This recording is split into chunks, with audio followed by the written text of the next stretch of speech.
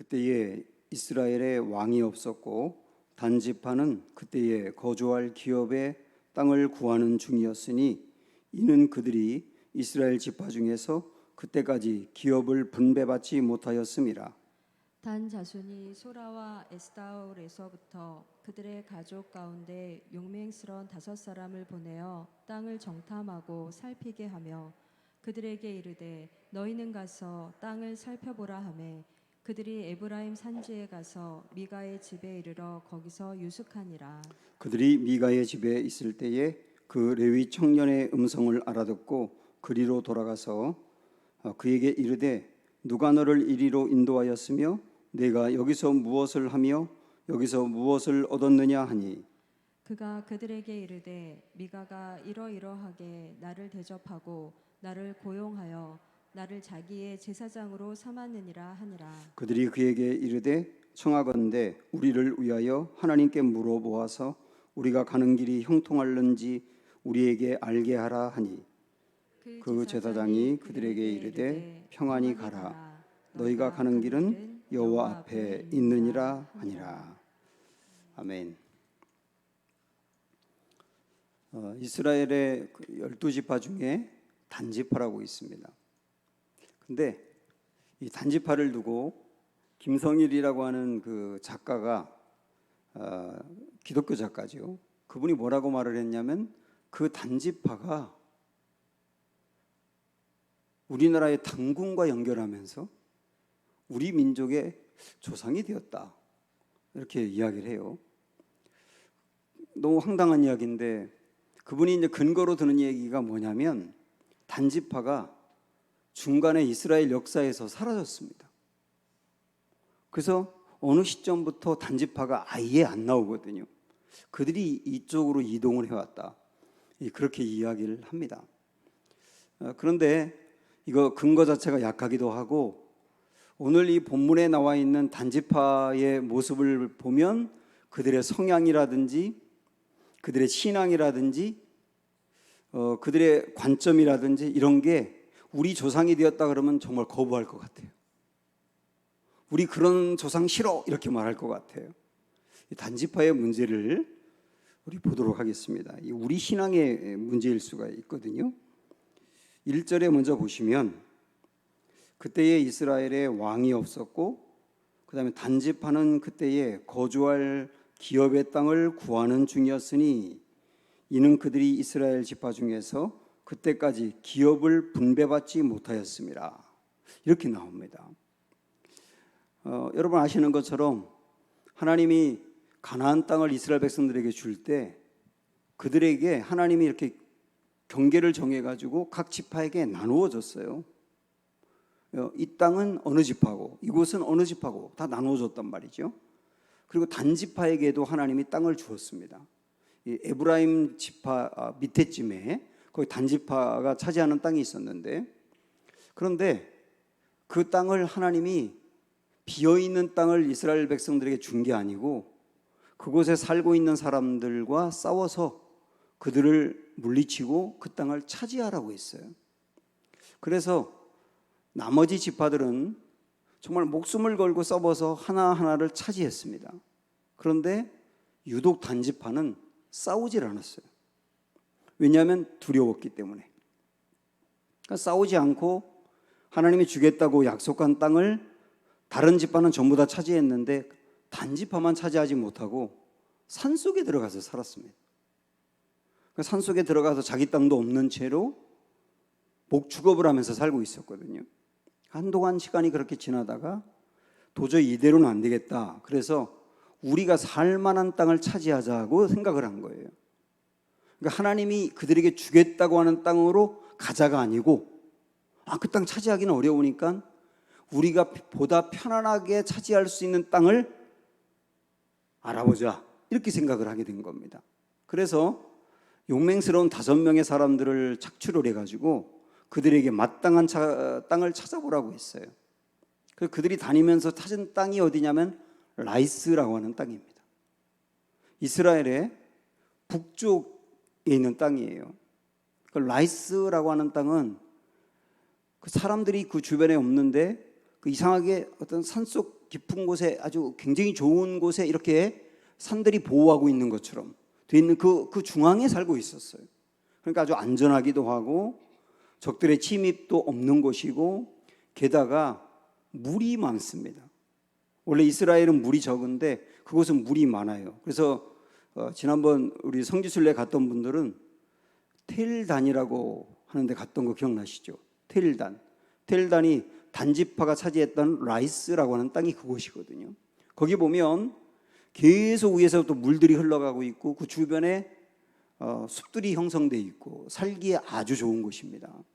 그곳을 단지파가 차지하게 된 거예요. 라이스라고 하는 그 땅에 사는 사람들은 군인들도 거의 없었기 때문에 아주 쉽게 차지하게 된 겁니다. 그런데 아까도 말씀드린 것처럼 이렇게 쉽게 땅을 차지해서 편안하게 살 수 있는 곳에 왔는데 그 땅은 하나님이 주겠다고 한 땅이 아니잖아요. 자기들이 고르고 골라서 쉬운 땅을 선택한 거잖아요.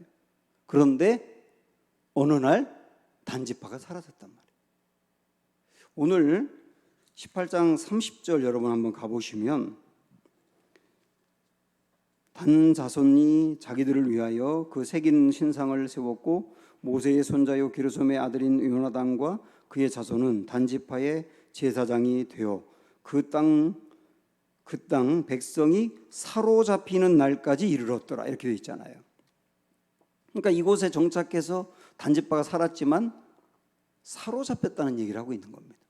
그때가 언젠지는 얘기하지 않지만 사로잡혀서 아마 집단으로 사로잡혀서 노예로 끌려갔는지 그래가지고 이스라엘 역사에서 사라지게 된 겁니다. 자, 이것만이 아니고 더 심각한 게 뭔지 아세요?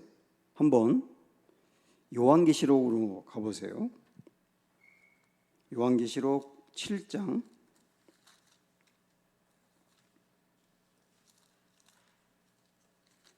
5절부터 8절.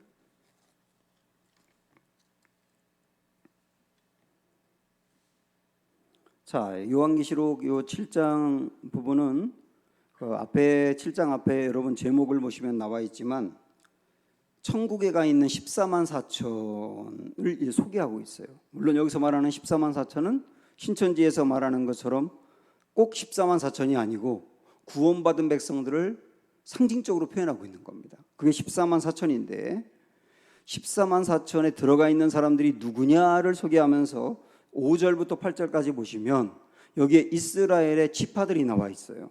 자, 제가 읽을 테니까 여기서 단지파가 있는지를 여러분 찾아보세요. 한번 5절부터 유다 지파 중에 인침을 받은 자가 1만 2천이요 루벤 지파 중에 1만 2천이요 갓 지파 중에 1만 2천이요 아셀 지파 중에 납달리 지파 중에 므낫세 지파 중에 시므온 지파 중에 레위 지파 중에 익사갈 지파 중에 스불론 지파 중에 요셉 지파 중에 베냐민 지파 중에 인침을 받은 자가 1만 2천이라 하고 끝났죠. 여기에 단지파가 있습니까 없습니까? 없어요. 그러면 이스라엘의 12지파 중에 단지파를 깜빡해가지고 빼놓은 거냐? 절대로 아닙니다. 성경의 말씀은 그렇게 실수로 빠지고 그러질 않아요. 여기에는 하나님 나라에 가 있는 이스라엘 12지파로 상징되는 사람들을 봤더니 여기 단지파가 없어요. 단지파가 없다는 말은 뭐냐면 단지파 전체가 하나님 나라로 들어가지 못하고 버림받았다는 뜻이거든요. 이스라엘 12지파 중에서 단지파가. 이 여러분 보통 심각한 일입니까? 이걸 보면 이 단지파가 갖고 있는 문제, 조금 이따도 더 추가로 보겠습니다만은 그들의 문제는 뭐냐면 하나님이 그들에게 주겠다고 약속한 땅은 결국은 모든 지파가 다 차지했어요. 적들이 아주 강력해도 저항이 극심해도 도무지 이기기 어려워도 결국은 다 차지했거든요. 하나님이 주겠다고 약속한 땅은 결국 주었단 말이에요. 근데 단지파는 안주하고 싶은 거예요. 고생하고 싶지 않은 거예요. 싸우고 싶지 않고 편안하고 싶은 거예요. 그래서 안주하고 싶고 편하게 살고 싶고 그 다음에 도전하고 싶지 않고 그러다 보니까 그런 걸 추구한 나머지 이들에겐 신앙의 역동성이 떠나가게 되었고 나중엔 결국은 이들 전체가 아예 하나님에게서 떠나게 되었단 말입니다. 제가 이전에 설교하면서 이런 비유를 든 적이 있어요. 서커스 할 때 그네 타는 게 있지 않습니까? 그네를 딱 타면 이렇게 위로 한 사람이 올라갔다가 잡고 있던 그네를 딱 놓죠. 그리고 쭉 떨어지는데 이렇게 손 대고 있으면 다른 사람이 와서 그 손을 딱 잡아주죠.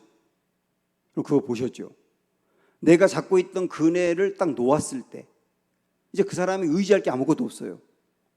그런데 다른 사람이 딱 잡아줘, 손을. 그때까지 놓았을 때 하고 다른 사람이 손을 잡아줄 때까지 그 사이에 시간이 있어요. 이 시간을 두고 어떤 사람이 이제 뭐라고 말했냐면 잡고 있던 손을 놓는 게 안전지대를 떠나는 거다. 그리고 자기를 딱 잡는 그 순간까지 불안과 두려움이 있다 이거예요. 그런데 그 불안과 두려움 속에서 누군가 나를 잡아줄 거라고 믿고 위에 손을 딱 놓고 기다리는 것을 믿음의 지대라고 이야기했어요. 그래서 우리의 신앙은 살아가다 보면 안전지대와 믿음의 지대 사이에서 굉장히 혼란을 느낀다는 거예요. 성도들도 내가 쥐고 있는 것들, 이거 놓으면 큰일 날 것 같고 이거 놓으면 끝날 것 같고 그래서 그거를 놓지 않고 그거 쥐고 있고 그래서 그거 쥐면 괜찮을 거라고 생각하고 편안하게 안락하게 안주하며 도전하지 않고 그렇게 살고 싶어하는 습성이 있다는 거예요. 그런데 그런 사람은 안전지대 안에만 거하는 사람은 믿음의 성장이 없다는 겁니다. 그 손을 딱 놓고 내 손을 누군가가 분명히 잡아줄 거야 하고 기다릴 때 내 손을 딱 잡아주면 불안한 것이 있었지만 나를 잡아주는 손길을 경험해 가면서 그때 믿음이 커간다는 거거든요. 이 신앙으로 대비하면 결국 내 손을 내가 안전지대로 생각했던 것을 놓았을 때 주님이 내 손을 잡아주는 것을 반복적으로 경험하면서 우리의 믿음은 성장한다거든요. 결국 단지파의 문제는 뭐냐면 그리고 우리들 중에 어떤 이들의 문제는 뭐냐면 안전지대 안에만 거하고 싶어 하는 거. 그런데 이게 문제가 뭐냐면 갈수록 신앙이 퇴락해 간다는 거예요. 이런 문제가 나타나는 거죠. 자, 이 단지파의 문제를 우리가 봤고요. 이 5명의 사람들이 새로운 땅을 찾아서 이제 이렇게 찾으러 가는 과정에 오늘 말씀해 보면 지난주 우리가 봤던 17장에서 나오는 미가라고 하는 사람의 집에 갑니다. 지난주 말씀 들으신 분들 기억날 거예요. 미가 기억나시죠? 그 엄마가 돈을 잃어버리고 저주했는데 그 돈을 미가가 가져갔다 그랬죠. 미가가 나중에 겁이 나가지고 자기가 가져갔다고 실토했지요. 그러니까 얼른 또 이 어머니가 축복하면서 내 아들이 잘못되면 안 되니까 신상을 만들었다 그랬죠. 그리고 신상 옆에다가 드라빔과 에봇을 두어서 그것을 섬기면 안전할 거라고 생각했고 자기들이 하나님을 만들어 버렸다 그랬죠. 이런 얘기를 지난주에 나누었습니다. 자, 그런데 그렇게 신상과 드라빔과 에봇을 만들어 놓고 그 집에서 섬기면서 그런데 이걸 가지고 하나님께 제사를 드리려면 제사장이 있어야 되겠다 그렇게 생각을 하고 미가의 아들 중에 한 명을 네가 제사장 해 하고 세웠어요. 아마 그 집에서 제일 착했나 봐 걔가. 걔를 제사장으로 세웠는데 제사장은 아무나 막 세우는 게 아니라 꼭 레위인 중에서만 될 수가 있었거든요. 근데 레위인도 아닌 얘가 제사장이 됐다고요. 근데 그게 마음에 걸렸나 봅니다. 나중에 그곳에 잠깐 왔던 미가의 집에 잠깐 왔던 레위인이 있었어요. 레위인. 그 사람 만나고 보니까 레위인이라 그러니까 잘됐다. 네가 우리 집에 제사장이 되라. 이렇게 해서 그 집에 제사장으로 세웁니다. 그 레위인이 졸지에 갑자기 그 집의 제사장으로 눌러있게 된 거예요. 여러분 아시지만 제사장들은, 레위인들은 원래 하나님이 이스라엘 백성들에게 땅을 분배할 때 레위 지파에게 따로 분배하지 않고 48개 성읍으로 분산시켰죠. 왜냐하면 너희들은 사람 사는 곳으로 다 흩어져서 거기서 사람들을 제대로 교육해가지고 하나님을 잘 섬기게 해야 돼. 너희들의 사명은 교육하는 사명이야. 그러니까 너희들이 가라고 하는 그 땅을 떠나지 말고 그곳에서 사람들을 잘 가르쳐. 그랬단 말이죠. 그런데 이 레위인은 하나님이 지정해 준 그 자리를 이탈한 거예요. 그리고 이 집의 제사장이 된 겁니다. 목적이 뭐냐면 이 집에서 자기에게 사례를 많이 준다고 하니까, 사례를 많이 준다고 하니까 이 집의 제사장이 된 거예요. 그런데 바로 이 제사장으로 이 사람이 있는 그때에 단지파 땅을 차지하러 가던 5사람이 이 미가의 집에 와서 머물게 됐다고 해요. 근데 거기 보니까 제사장이 있는 거예요. 그 사람에게 이런저런 얘기를 하다가 우리가 여차여차해서 지금 땅을 보러 가는데 우리가 앞으로 땅을 보러 갔을 때 좋은 일이 생길지 하나님께 알아봐 달라. 그러니까 이 제사장은 하나님께 묻지도 않고 듣기 좋은 소리를 하려고 좋은 땅을 차지할 겁니다. 이렇게 이야기를 한 거예요. 그러니까 여러분 지금 제가 드리는 말씀에서 제사장이라고 하는 레위인의 문제를 보셔야 돼요.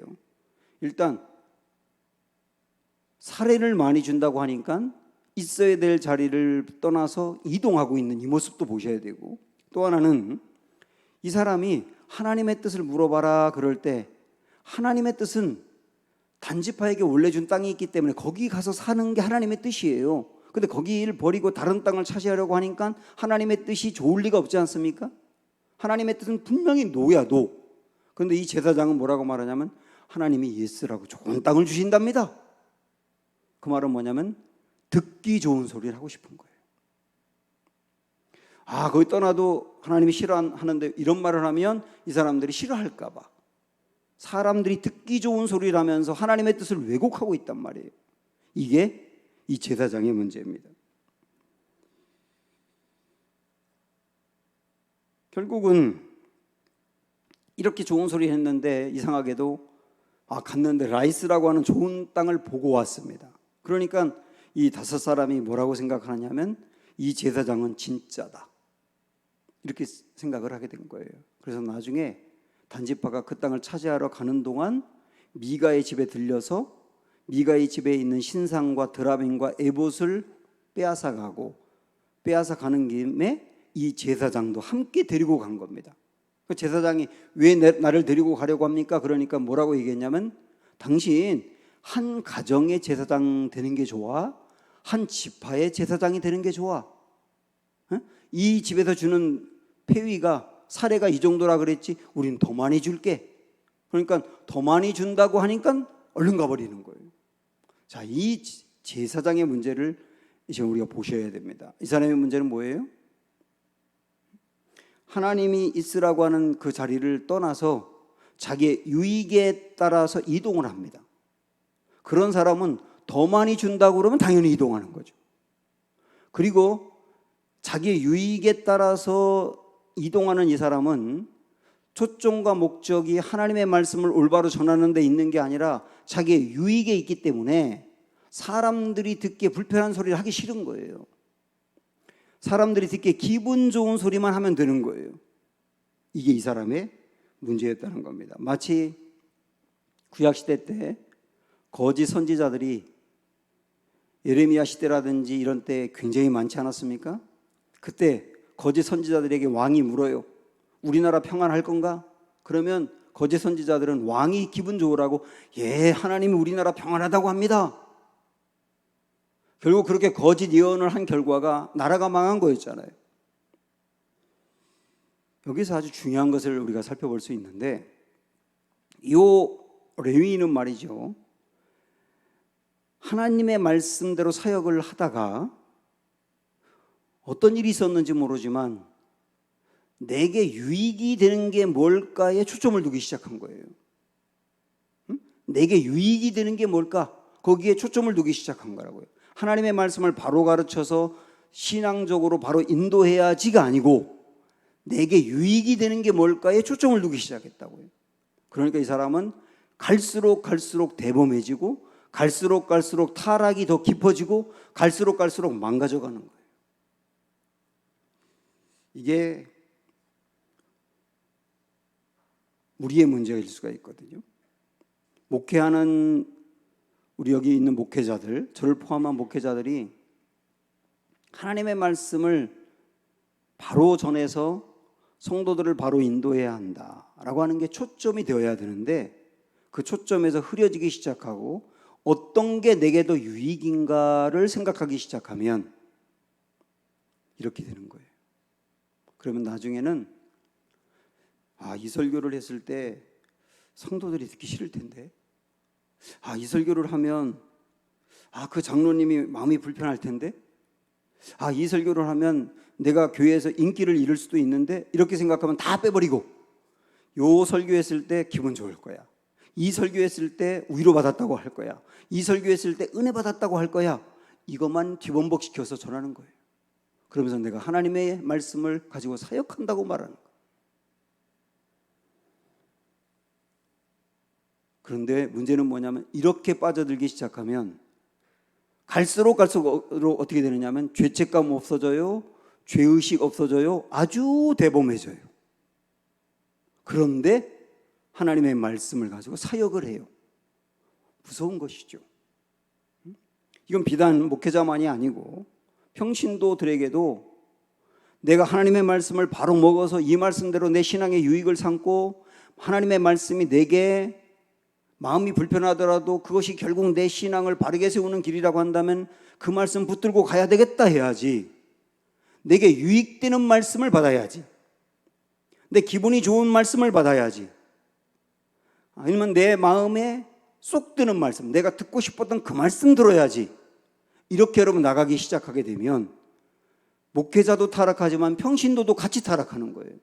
전하는 말씀 전하는 자도 타락하지만 듣는 자도 타락한다고요. 그래서 이 말씀을 놓고 우리는 나도 모르게 레위인이 빠졌던 오류에 빠져가고 있는 것은 아닌지를 점검하셔야 됩니다. 그런데 그 충격적인 얘기가 하나 있어요. 바로 이 레위인, 완전히 타락해버려서 망가진 이 레위인이 누구냐? 30절 한번 가서 보세요. 아까 봤던 말씀 30절 다 같이 시작. 단 자손이 자기들을 위하여 그 새긴 신상을 세웠고, 그 다음에 잘 보세요. 모세의 손자요 게르솜의 아들인 요나단과 그의 자손은 단 지파의 제사장이 되어, 이렇게 돼 있죠. 그러니까 지금까지 제가 말씀드린 이 레위인, 단 지파의 제사장이 된 이 레위인이 결국 누구라고 말하고 있어요? 모세의 손자라고 말하고 있어요. 모세의 손자. 모세의 아들이 게르솜이라고 있는데 게르솜의 아들이 요나단인데 이 녀석이 그 사람인가? 모세가 누굽니까? 모세가 이스라엘 백성들을 가나안 땅으로 인도한 그 영화로운 이름 아닙니까? 그런데 그 모세의 손자가 이렇게 됐다고요. 그런데 손자인데 레위인이고 제사장의 사역은 해. 그런데 이렇게 망가져 있는 거예요. 이런 말이 있습니다. 하나님은 손자가 없다. 무슨 말인지 아세요? 하나님은 아들만 있을 뿐이지 손자가 없다. 그 말은 뭐냐면 모든 사람은 각 개인마다 하나님을 개인마다 인격적으로 만나는 것이지, 아무도 어떤 가문에 의해서 자동적으로 하나님과의 관계가 형성되는 것은 아니라는 거예요. 그래서 손자가 없단 말이에요. 전부 다 아들만 있을 뿐이지. 디 카슨이라고 하는 분이 서구 사회에 기독교가 무너져가고 있는 것들을 세대별로 나누어서 이렇게 정리를 했어요. 저는 이 말을 보면서 모세가 딱 이렇다고 생각을 하고, 오늘날 기독교가, 우리나라의 기독교도 꼭 이렇다는 생각이 들었습니다. 뭐라고 얘기했냐면, 한 세대, 1세대입니다. 한 세대는 복음을 알고, 그 다음 세대는 복음을 당연시하고, 3세대는 복음을 잃어버렸다. 이렇게 표현했거든요. 1세대는 복음을 알고라고 하는 말은 복음으로 살았다, 복음으로 그의 신앙이 중심이 되어서 견고했다고 얘기해요. 그런데 그 다음 세대는 어떻게 말했냐면 복음을 당연시했다예요.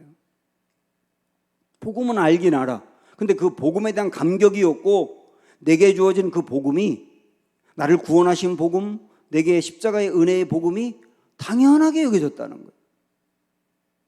근데 그렇게 나가다 보니까 그 다음 3세대는 어떻게 되느냐면 복음을 아예 잃어버렸다. 여러분, 사사기 나오는 말씀을 보세요. 사사기 나오는 1세대는 하나님의 생생하게 역사한 복음을 알았지 않습니까? 그런데 그 다음 태어난 세대들은 그거를 잘 몰라가고 하나님을 믿긴 믿는데 시원찮게 믿었잖아요. 그 다음 세대들은 아예 떠났지 않습니까? 모세를 보세요. 모세는 복음으로 똘똘 뭉친 사람인데 그의 아들인 게르솜에 대해서는 성경에 나와 있지 않아요. 그에 대해서 나와 있지 않기 때문에 잘 모르지만 그 세대 사람들은 모세 세대와 또 달랐어요. 그 복음을 당연시했다는 말이 이렇게 표현되는 게 아닌가 싶어요. 그런데 그 다음 태어난 요나단이라고 하는 3세대가 복음을 잃어버렸어요. 그런데 문제는 뭔지 아세요? 복음을 잃어버렸는데 사역은 한단 말이에요.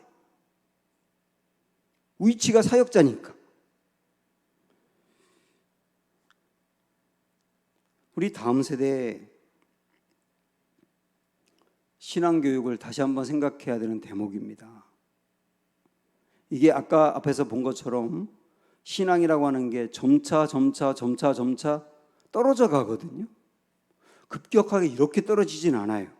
점차 떨어져 가는데 우리 한 개인 안에서도 복음으로 무장해서 복음으로 영화롭게 감사하고 복음으로 눈물을 흘리던 사람이 좀 시간이 지나서 복음이 되게 당연해.